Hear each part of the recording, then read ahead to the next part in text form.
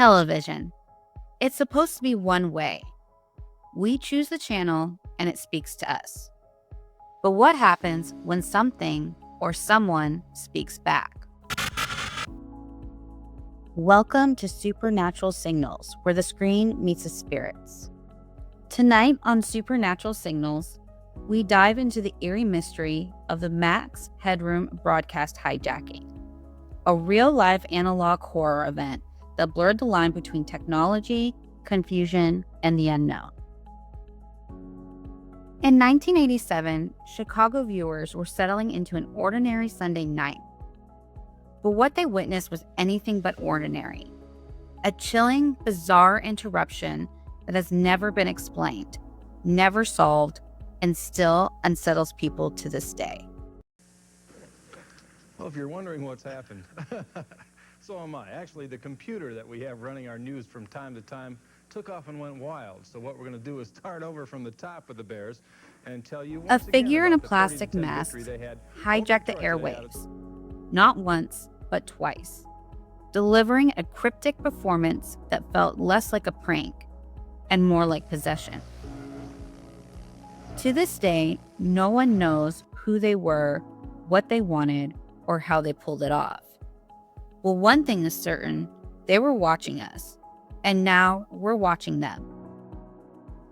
Let's rewind to November 22nd, 1987, a chilly Sunday night in Chicago.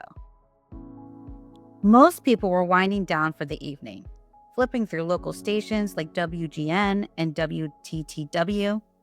But what they didn't know was that something strange and still unexplained was about to hijack their living rooms. At around 9 p.m., WGN Sportscast was suddenly interrupted. The screen flickered into static, and then, boom, a person appeared on screen. Dressed in a Max Headroom mask, standing in front of a spinning metal background that looked like a makeshift version of the original show's digital effects. There was no sound, just a few seconds of distorted motion before engineers quickly regained control and pulled the feed. It was short and strange, but it wasn't over. About 2 hours later, the mystery figure returned, this time on WTTW, Chicago's PBS affiliate. And it was right in the middle of an episode of Doctor Who. And this time, he brought sound.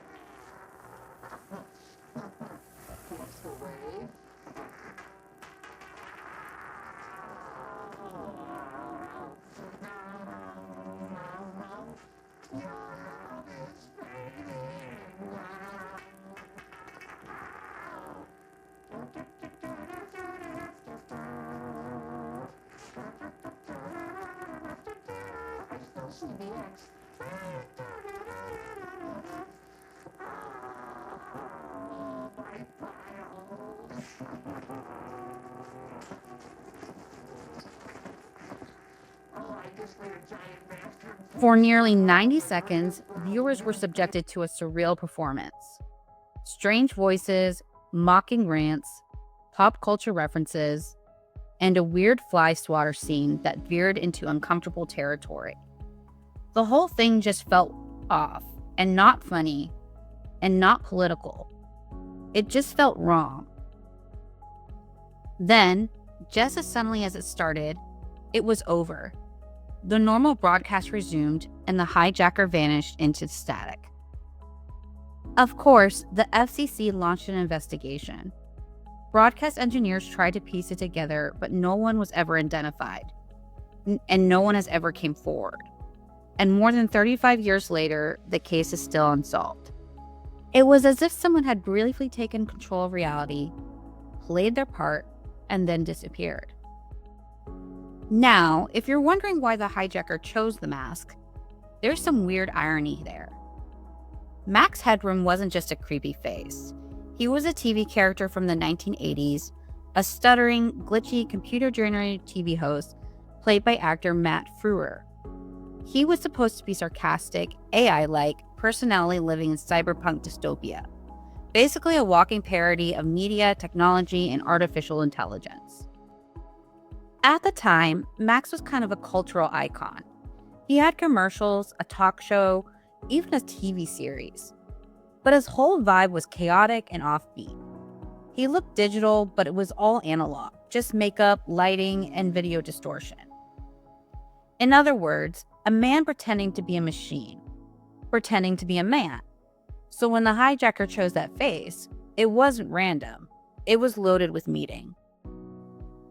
It felt like a glitch in reality, a parody of a parody, and somehow it crossed the line from weird to terrifying to some. So, who was behind the Max Headroom hijacking? And how did they pull it off? Let's start with the grounded stuff, the theories that try to make this mystery make sense. The most accepted explanation is that it was some kind of broadcast engineer, someone with deep technical knowledge and access to powerful equipment. Back in the 80s, hijacking a signal meant overpowering the broadcast feed, either from a near transmitter or using high-powered microwave gear. It could have taken planning, skill, and guts. But if it was just a prank, why has anyone confessed in the decades since? And keep in mind, the statute of limitations ended in 1992 for this case. Theory 2. An inside job.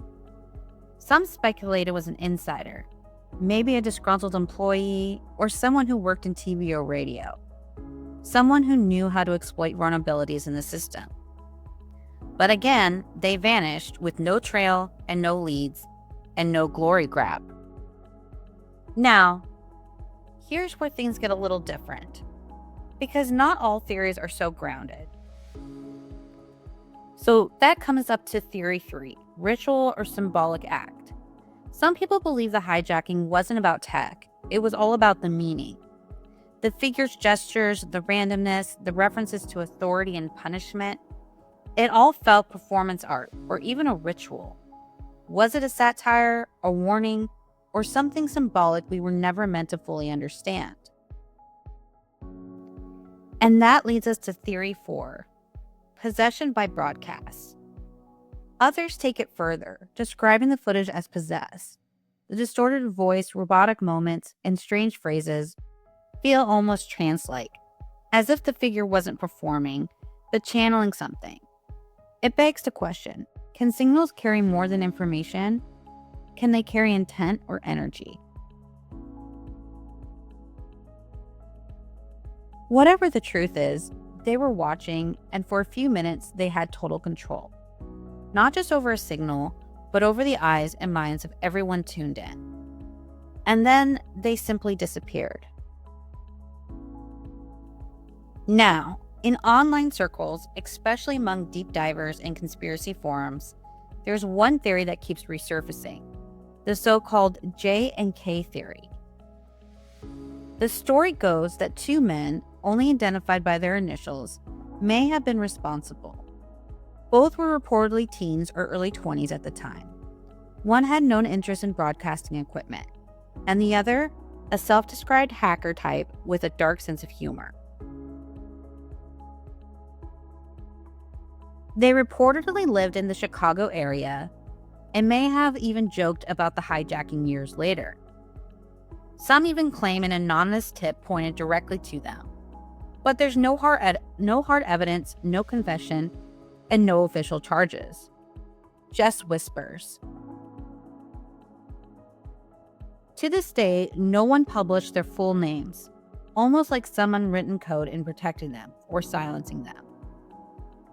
However, there has been an update on Reddit forums saying that they have been excluded, but it's still a theory that lurks on the interwebs today. So, why does this still haunt us? It's not just the mask or the weird voice or the awkward movements. It's the feeling like you've just witnessed something you weren't meant to see. Something wrong. We're used to control. We expect our screens to obey. When the control is taken away, even for a minute, it's deeply unsettling. And when it takes us by something that mocks us, laughs at us, and then vanishes, that gets under your skin. And there's no clear motive, no message, and no resolution. Just a figure in a mask speaking in riddles, leaving nothing behind but unease. That kind of mystery doesn't just fade, it lingers. Because what if they came back, or worse, what if they never left? Maybe they weren't trying to entertain us, maybe they were trying to warn us, or maybe, just maybe, they were showing us how fragile reality really is. That even in the comfort of your living room, something other can break through.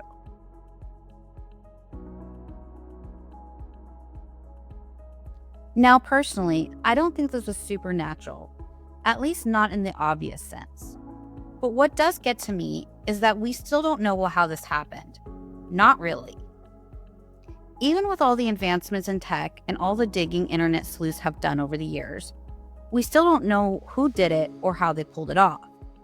And that's strange, because the statute of limitations is up. Whoever was behind it could have easily come forward by now, but they haven't.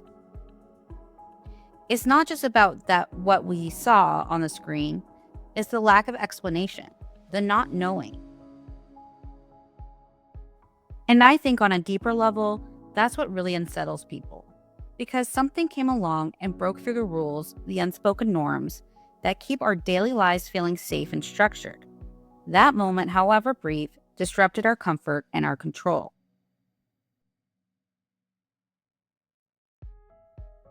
It's like the universe, or something just outside our understanding, gave us a momentary glimpse into reality where the rules don't apply.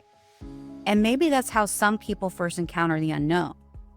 Not through obvious ghosts or apparitions, but through cracks in the systems that we just can't explain. Think about it. The hijack lasted only just a few minutes, and yes, it was awkward, weird, mostly nonsense. And yet, decades later, we're still talking about it, still obsessed with it. And why? Because it shook something in us.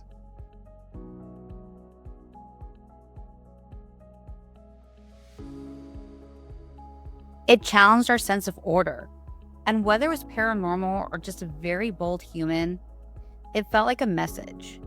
Maybe not from another person, but from another world. A nudge to sit with the discomfort. To realize we might not have the full picture. Alrighty, if this kind of mystery fascinates you as much as it fascinates me, make sure you like, subscribe, and tap the bell so you don't miss what's coming next. And as always, stay curious and stay tuned into the supernatural. Thanks for watching.